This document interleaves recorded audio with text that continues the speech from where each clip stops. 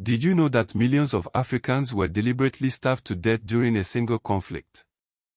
This is a story of systematic violence, exploitation, and the dark chapters etched into the history of Africa.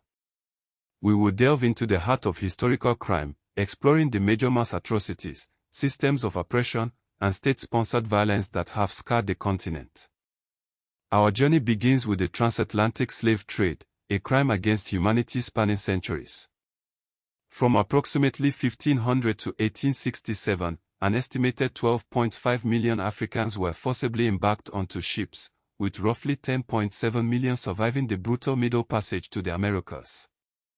The Bight of Benin, the Bight of Biafra, the Gold Coast, Angola, and the Congo region became synonymous with unimaginable suffering. People were captured through war, raiding, judicial enslavement, and commercial kidnapping, fueling a global plantation economy built on human misery. While King Leopold II was not directly involved in the Atlantic slave trade, his later reign over the Congo Free State became infamous for its brutal exploitation. From 1885 to 1908, Leopold II personally controlled this vast territory, implementing a system of forced rubber extraction. Villages were destroyed, hostages were taken, and mutilation and mass killings became commonplace, all enforced by the force public. The death toll remains a subject of debate, but many historians estimate that between 5 and 10 million people perished due to direct violence, famine, disease, and the overall demographic collapse. The practice of cutting off hands, a horrifying symbol of the Congo Free State, served as both a form of punishment and proof that soldiers had used their ammunition effectively. This wasn't random violence, it was a calculated system of control. In German Southwest Africa, now Namibia, between 1904 and 1908, another dark chapter unfolded. The Herero and Nomo genocide, perpetrated by German colonial forces under Governor Lothar von Trotha, stands as a chilling example of colonial brutality.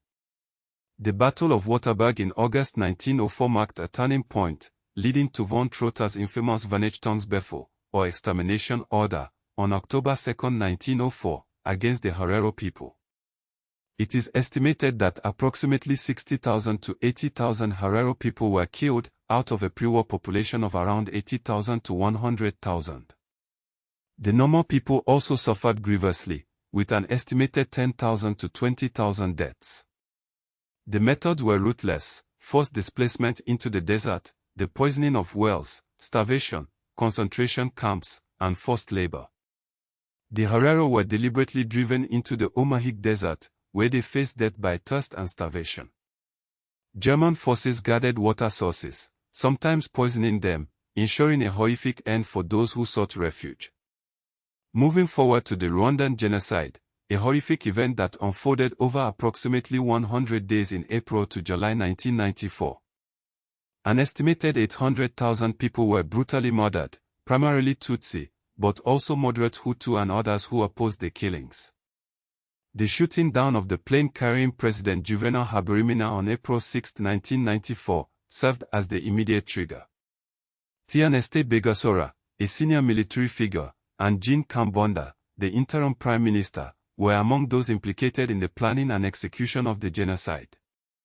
Militias like the Interahamwe carried out the organized mass killings, using roadblocks, identity cards to identify victims, and radio broadcasts to incite and coordinate the violence. The genocide exposed the dark side of modern administrative tools. Identity cards denoting ethnicity became instruments of death, and local officials, teachers, clergy, and neighborhood leaders were often complicit in the atrocities. The radio station RTLM played a particularly sinister role, broadcasting hate speech and fueling the flames of ethnic hatred. Burundi, often overshadowed by Rwanda, has also experienced significant massacres and ethnic violence, particularly in 1972 and from 1993 to the 2000s. In 1972, the Tutsi-led state carried out mass killings of Hutu people, with estimates ranging from 100,000 to 300,000 deaths. The assassination of President Melchior Ndadaye on October 21, 1993, plunged the country into mass violence and civil war. Burundi's 1972 violence is sometimes referred to as a selective genocide, targeting educated and politically prominent Hutu individuals, including teachers, civil servants, and students. This systematic elimination of the Hutu elite had a profound and lasting impact on the country's social structure. The Nigerian Civil War, also known as the Biafran War, from 1967 to 1970, resulted in an estimated 1 to 3 million deaths, many from starvation and siege conditions in Biafra. Yakubu Gowon led Nigeria's federal government, while Chukwuemeka Odumegwu Ojukwu led Biafra. The conflict exposed the devastating consequences of using starvation as a weapon of war, with the blockade and mass civilian suffering becoming hallmarks of the conflict. The Darfur genocide and mass atrocities, beginning in 2003 in Western Sudan, represent a more recent example of large-scale violence. Sudanese state forces and allied militias known as the Janjaweed have been implicated in the deaths of tens of thousands to several 100,000 people. In 2009 and 2010, the International Criminal Court indicted Sudanese leader Omar al-Bashir for his role in the atrocities.